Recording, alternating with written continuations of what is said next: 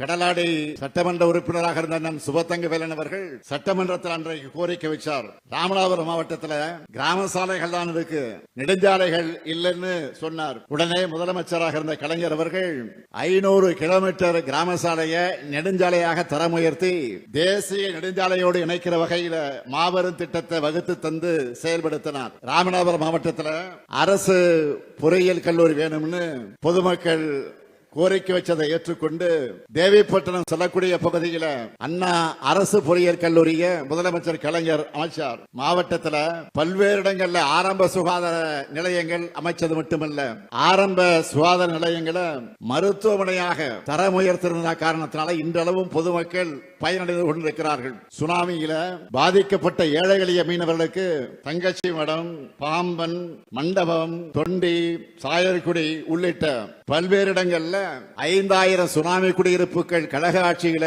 கட்டித்தரப்பட்டுச்சு. இதனால கான்கிரீட் வீடுகள்ல மீனவர்கள் குடியேறினாங்க.